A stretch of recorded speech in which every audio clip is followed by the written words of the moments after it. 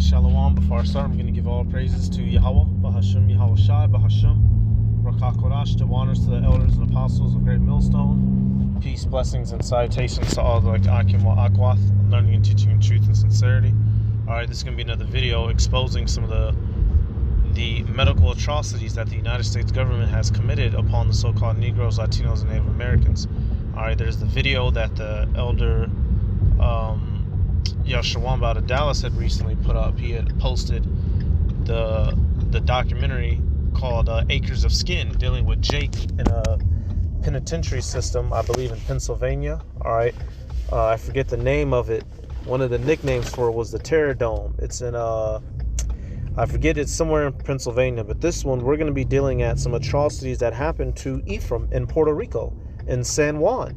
All right, these people, you know, they like to act like we're just the absolute bane of society and we're good for nothing, y'all. These devils have done nothing but profit off of our work and literally used our life force and our bodies to forward and advance their society.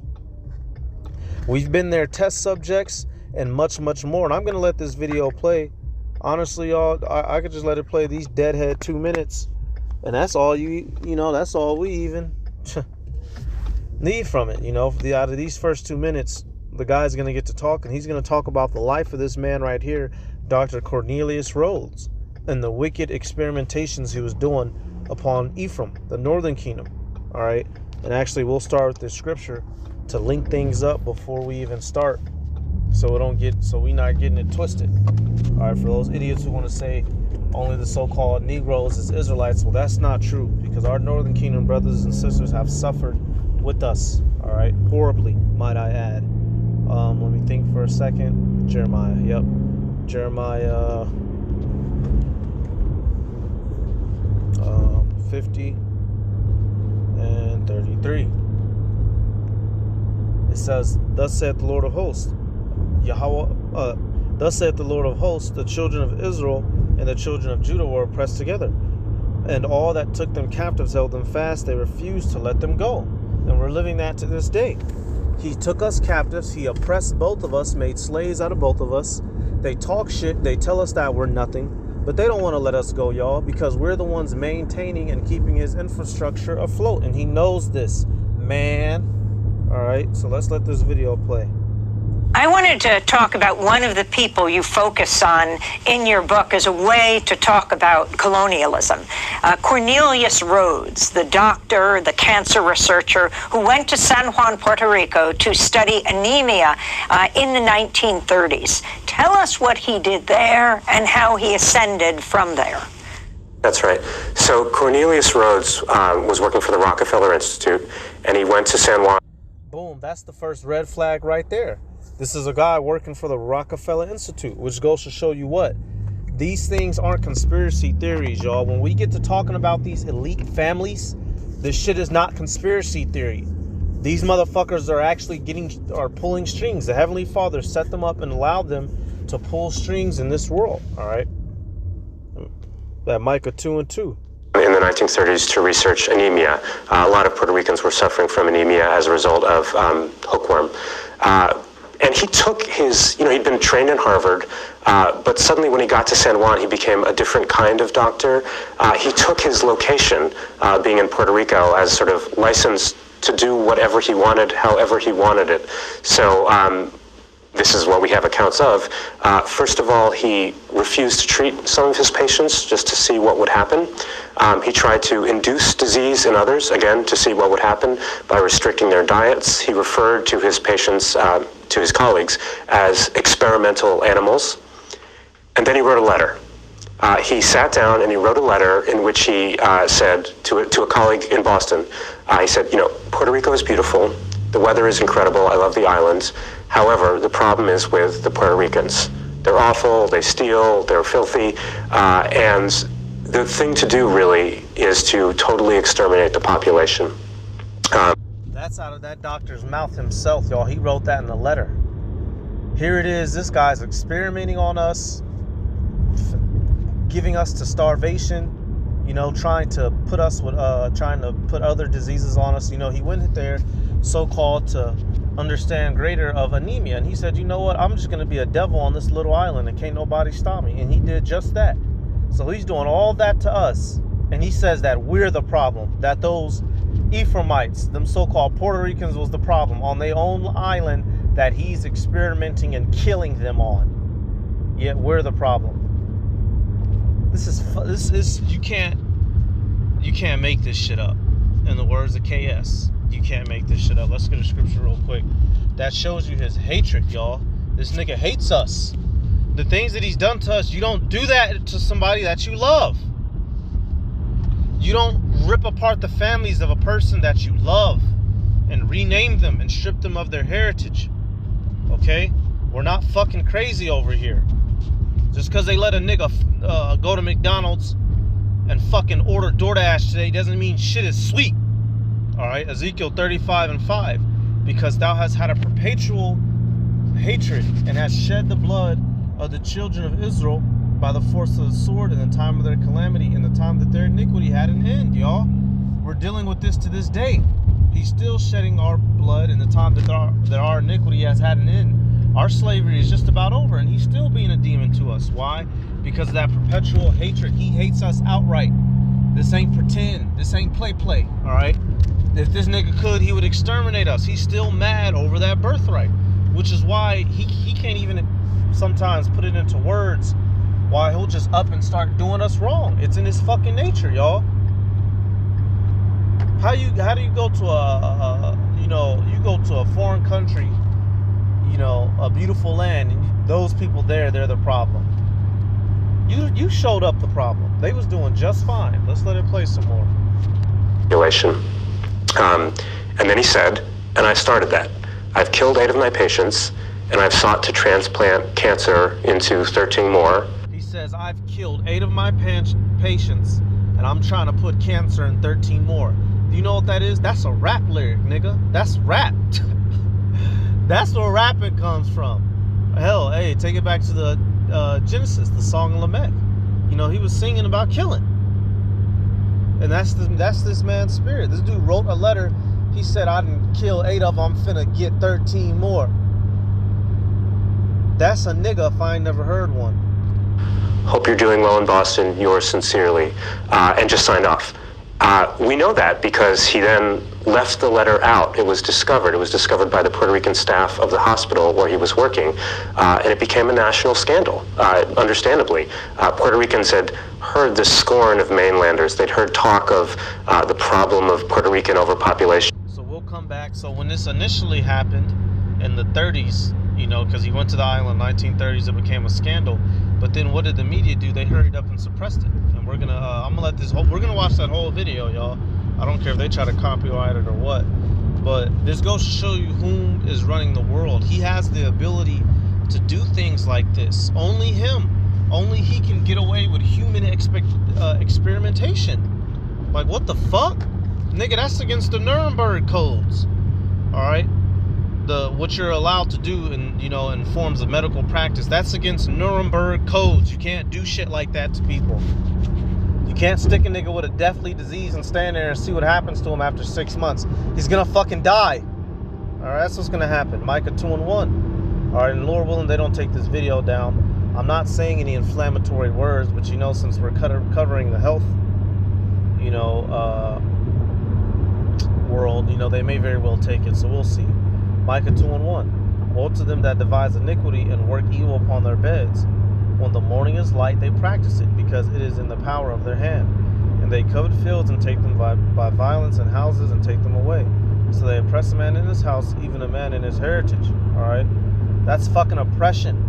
To be invaded by a motherfucker and be getting just picked off by him and being told you're the problem, to live to his standard. Meanwhile, his standard's killing you. And they have the power to do so. As mentioned in the beginning, he was employed by the Rockefeller Institute. That's not a myth. It's real people. They got a first name and a last name like you and me. Born on a day out the month, out the year. This shit is real. Alright? We have a real group of people plotting against our fucking existence. That is not a myth. Can't stand these motherfuckers, man. Motherfuckers want to try to pin it like we're crazy. We're not fucking crazy. We're just crazy a little bit, but not all the way, all right? Psalms 83:2. For lo, thine enemies make a tumult, and they that hate thee have lifted up the head. They have taken crafty counsel against thy people and consulted against thy hidden ones. They have said, come and let us cut them off from being a nation, that the name of Israel may be no more in remembrance. We're seeing this. This is a continual plot against us as a people to break us the fuck down in every method that they got up their damn sleeve. And they have many. And we've been doing nothing but suffering under their methods. Alright? It says, for they have consulted together with one consent, they are confederate against thee. The tabernacles of Edom and the Ishmaelites and of Moab and the Hagarenes, Gebal and Ammon and Amalek, the Philistines with the inhabitants of Tyre. Assur also is joined with them. They have hope in the children of Lat Salah. All right, these are like the major heathens, y'all. This covers basically all of them: Moab, Ammon, Edom, Hamites, Ishmael. It even throws in fucking Amalekites, them rats. What are the Rockefellers? Fucking rats. All right, and rat is my term that I use when I'm referring to the Uish people. All right, you know what I mean. Let's come back. The scorn of mainlanders. They'd heard talk of the problem of Puerto Rican overpopulation and how mainlanders disapproved of it. I'm gonna put subtitles on too, just in case it's hard to hear, because this nigga's talking like a bitch. But here they saw what they interpreted to be the racist homicidal intent from a doctor who'd actually killed 8 people. Cornelius Rhodes left. When he was discovered, he just up and left.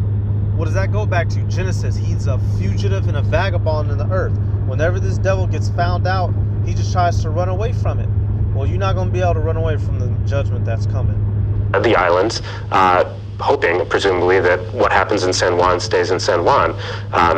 The government did an investigation. It uncovered another letter, which the governor deemed worse than the first. So there was another letter that was found, and it was considered even worse than that one. And as he's about to say, we never have been able to get a hold of that letter. That governor suppressed it. So, if there's such a thing as good white people, well, how come the good white people don't get up and do nothing? There ain't no such thing as a good Edomite. None. All right? But the governor, who was appointed governor, is a mainlander who's been appointed and not elected, suppressed that letter. We don't have it.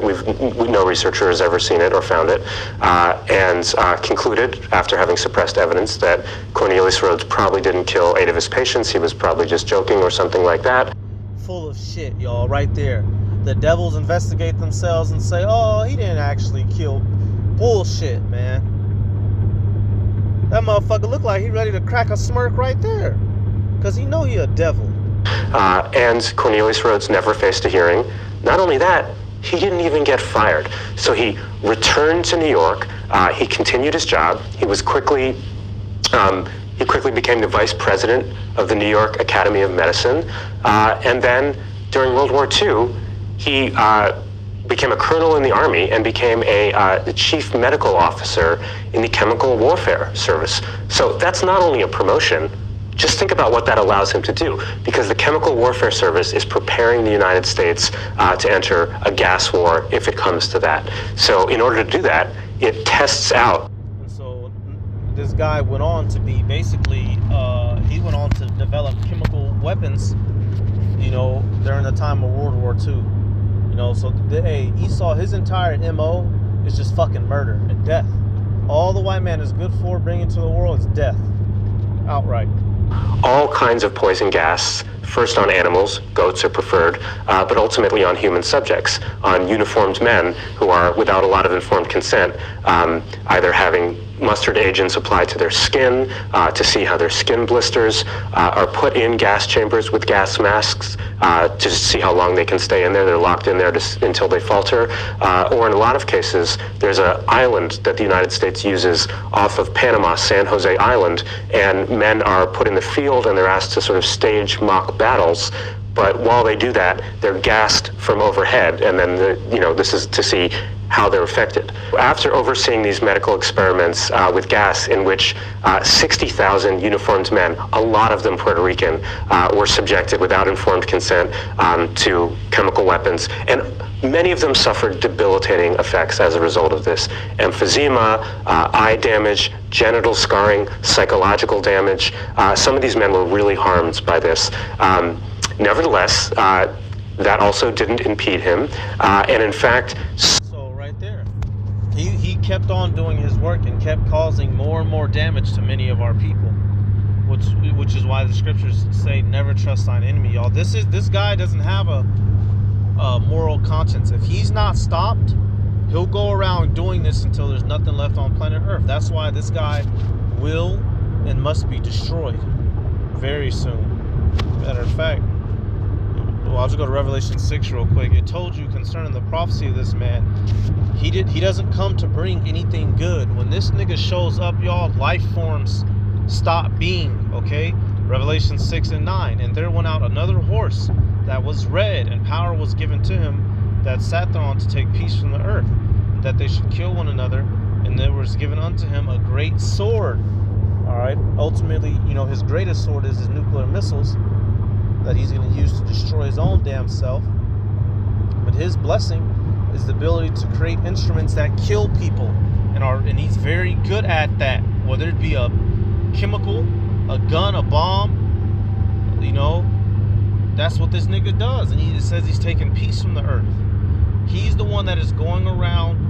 He's like, even if you don't believe in them, it's known that white people go around conquering everything. That's literally the consensus of the world. When a white man show up, your country through. Even if you don't know anything about the Bible. So who else does scriptures like this fit? Are we waiting on a literal red horse, y'all, to bust out the fucking sky with a sword in his mouth that's like 100 feet long, cutting people? No. All right, this is parabolic for you fucking scoffers, and we're seeing how it's playing out. Impede him, and in fact, some of that work with chemical agents alerted him, as well as some other doctors, to the possibility that mustard agents could be used to treat cancer. Cornelius Rhoads took some of the surplus stock of U.S. Chemical weapons after the war, and became the first director of the Sloan Kettering Institute, and then used his position to sort of launch the turn to chemotherapy, and tried chemical after chemical after chemical out on fighting cancer. The incredible thing is that within the U.S. medical community, that's what he was remembered for. He appeared on the cover of Time magazine. There was an award given by the American Association of Cancer Research after Cornelius Rhoads, and that award was given for more than 20 years before a Puerto Rican cancer researcher pointed out to the AACR, you know, the guy after whom this award is named, the hero Cornelius Rhoads, you know what he did in Puerto Rico? And it had been 23 years. The informational segregation had been so extraordinary that it had been 23. Informational segregation. That's what they like to call it now. Meaning what? When they hide the truth. So he did all those wicked things, and after it took a couple decades for somebody to, Ephraimites to say, hey, y'all realize this nigga was killing us, right? Not back too long ago. This dude got awards. He became a colonel in the military, went on and lived the good life. And what do we get? Fucked and scudded. That's what we get every time. Years before the mainland medical community realized that the guy that they'd been enthusiastically celebrating had at least said in the letter that he'd killed 8 of his patients. The medical community has, now gotten the memo, and there's been, the award has been... So now, they've taken his awards and accolades away, but right there, y'all, just goes to show you, the nature of this devil, y'all, he's not nothing good, so that's about it for this video. I wanted to let the whole thing play, man. This shit's crazy, dude. These people want to tell us we're making shit up, we're crazy, we're hateful. You assholes actually test, experiment, kill, shoot, imprison, jail, separate our families, give us lower wages, deny us education to better ourselves, set up a system to make our women separate from us. They're the ones doing all this shit to us, yet we're the fucking problem, man. You can't make this shit up, all right? You can't make it up. So he does all that, and we're still the problem. What is that? Sirach 13:3, and I'll end it. Can't make this shit up, man. Sirach 13:3. The rich man hath done wrong, and yet he threateneth withal. The poor is wrong, and he must entreat also. That's us. He does us wrong, and he's still glorified. He's still the man. We get done wrong, and we still the problem. Man, hey, like my man Soldier Slim said in his song, "Motherfuck the white man." All right, go look up Soldier Slim mentality. All right, you're gonna be ready to knock some you listen to that on replay, you're gonna be ready to knock some Edomite heads off their shoulders. Go look up Soldier Slim mentality. You'll know it when you see it. All right, I'm gonna give all praises to Yahweh, Bahashim Yahweh Shai, Bahashim Rakakwadash. The honors to the elders and apostles of the great millstone. Peace, blessings, and salutations to all like Akim wa Akwath, learning, teaching, and truth and sincerity. Shalom.